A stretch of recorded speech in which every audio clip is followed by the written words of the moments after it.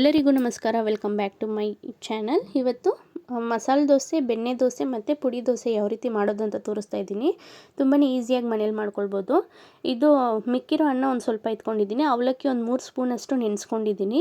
ಇಲ್ಲಿ ಅಕ್ಕಿ ನಾನು 1.5 ಲೋಟ ಅಕ್ಕಿ, ಒಂದು ಸಣ್ಣ ಕಪ್ಪಲ್ಲಿ ಉದ್ದಿನಬೇಳೆ, 1 ಸ್ಪೂನಷ್ಟು ಕಡಲೆಬೇಳೆ, 1 ಸ್ಪೂನಷ್ಟು ತೊಗರಿಬೇಳೆ, ಒಂದು ಸ್ವಲ್ಪ ಮೆಂತ್ಯ ಹಾಕಿ ನೆನೆಸ್ಕೊಂಡು ವಾಶ್ ಮಾಡಿ ಈಗ ರುಬ್ಕೊಂಡಿದ್ದೀನಿ ಹಿಟ್ಟನ್ನು. ಅನ್ನ ಮತ್ತು ಅವಲಕ್ಕಿ ಒಂದು ಟೈಮ್ ರುಬ್ಕೊಂಡು ಅದಾದಮೇಲೆ ಅಕ್ಕಿನ ರುಬ್ಕೊಳ್ತಾ ಇದ್ದೀನಿ. ತುಂಬ ನೈಸಾಗಿ ಚೆನ್ನಾಗಿ ರುಬ್ಕೊಂಡು ಇದು ಮಾರನೇ ದಿನ ಬೆಳಗ್ಗೆ ಹುಳಿ ಬಂದೈತೆ.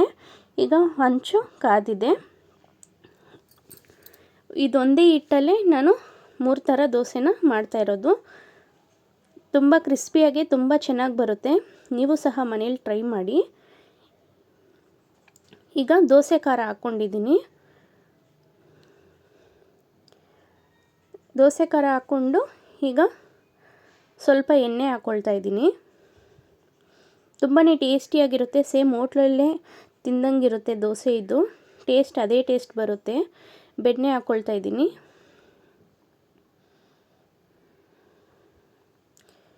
ನಿಮಗೇನಾದರೂ ಈ ವಿಡಿಯೋ ಇಷ್ಟ ಆದರೆ ಒಂದು ಲೈಕ್ ಮಾಡಿ, ಮತ್ತು ಇನ್ನೂ ಯಾರಾದರೂ ನನ್ನ ಚಾನಲ್ನ ಸಬ್ಸ್ಕ್ರೈಬ್ ಮಾಡ್ಕೊಂಡಿಲ್ಲ ಅಂದರೆ ಪ್ಲೀಸ್ ಸಬ್ಸ್ಕ್ರೈಬ್ ಮಾಡ್ಕೊಳ್ಳಿ.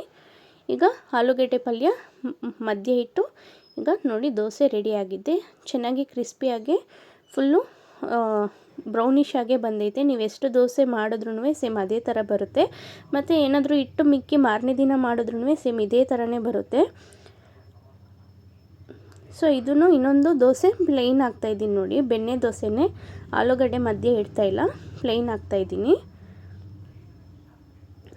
ಸೇಮ್ ಅದೇ ಮೆಥಡಲ್ಲೇ ಖಾರ ಹಾಕ್ಕೊಂಡು ಬೆಣ್ಣೆ ಹಾಕಿ ಇದು ಮಾಡ್ತಾಯಿದ್ದೀನಿ. ಬಟ್ ಆಲೂಗಡ್ಡೆ ಒಂದು ಇಟ್ಟಿಲ್ಲ.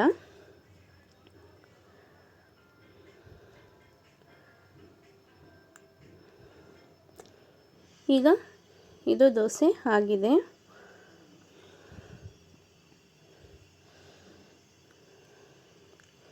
ಈಗ ಪುಡಿ ದೋಸೆ ಮಾಡ್ಕೊತಾ ಇದ್ದೀನಿ. ನೆಕ್ಸ್ಟು ಪುಡಿ ದೋಸೆ ಬಂದುಬಿಟ್ಟು ಚಟ್ನಿ ಪುಡಿ ನಾನಿದು ಮನೆಯಲ್ಲೇ ಮಾಡ್ಕೊಂಡಿರೋ ಅಂಥದ್ದು. ಸೊ ದೋಸೆಗೆ, ಇಡ್ಲಿಗೆಲ್ಲ ತುಂಬಾ ಚೆನ್ನಾಗಿರುತ್ತೆ. ಇಡ್ಲಿಗೆ ಚೆನ್ನಾಗಿರುತ್ತೆ ಈ ಚಟ್ನಿ ಪುಡಿ. ಈಗ ಎಣ್ಣೆ ಹಾಕ್ಕೊಂಡಿದ್ದೀನಿ. ಸ್ವಲ್ಪ ಚಟ್ನಿ ಪುಡಿ ಹಾಕ್ಕೊಳ್ತಾ ಇದ್ದೀನಿ. ಫುಲ್ಲಾಗೆ ಹಾಕ್ಕೊಳ್ಬೇಕು. ಅದಾದಮೇಲೆ ಸ್ವಲ್ಪ ತುಪ್ಪ ಹಾಕ್ಕೊಳ್ತಾ ಇದ್ದೀನಿ. ಇದಕ್ಕೆ ಬೆಣ್ಣೆ ಯೂಸ್ ಮಾಡಲ್ಲ, ತುಪ್ಪನ ಯೂಸ್ ಮಾಡ್ತಾಯಿದ್ದೀನಿ.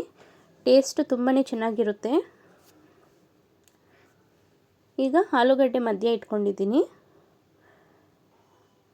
ಇದು ದೋಸೆ ಆಗಿದೆ ನೋಡಿ. ಎಲ್ಲ ದೋಸೆನೂ ಇದೇ ರೀತಿ ಕ್ರಿಸ್ಪಿಯಾಗಿ ಫುಲ್ ರೋಸ್ಟೆಡ್ ಆಗಿ ಚೆನ್ನಾಗಿರುತ್ತೆ. ಇದು ಪ್ಲೇನ್ ಮಸಾಲೆ ಹಾಕ್ಕೊಳ್ತಾ ಇದ್ದೀನಿ ನೋಡಿ. ಇವಾಗ ಅದು ಆಲ್ರೆಡಿ ಹಾಕಿದ್ದೆ. ಇವಾಗ ಇನ್ನೊಂದು ದೋಸೆ ಹುಯ್ತಾ ಇದ್ದೀನಿ ನೋಡಿ. ಬರೀ ಖಾರ ಮಾತ್ರ ಹಾಕ್ಕೊಂಡು ಎಣ್ಣೆ ಹಾಕ್ತಾಯಿದ್ದೀನಿ. ಇಲ್ಲಿ ತುಪ್ಪ ಮತ್ತು ಬೆಣ್ಣೆ ಎರಡು ಯೂಸ್ ಮಾಡ್ತಾಯಿಲ್ಲ. ನೀವು ಬೇಕಾದರೆ ನೀವು ತುಪ್ಪ ಇಲ್ಲಾಂದರೆ ಬೆಣ್ಣೆ ಯಾವುದಾದ್ರೂ ಹಾಕ್ಕೊಳ್ಬೋದು. ನಿಮಗೆ ವಿಡಿಯೋ ಇಷ್ಟ ಆಗಿದ್ದರೆ ಒಂದು ಲೈಕ್ ಮಾಡಿ. Thank you for watching.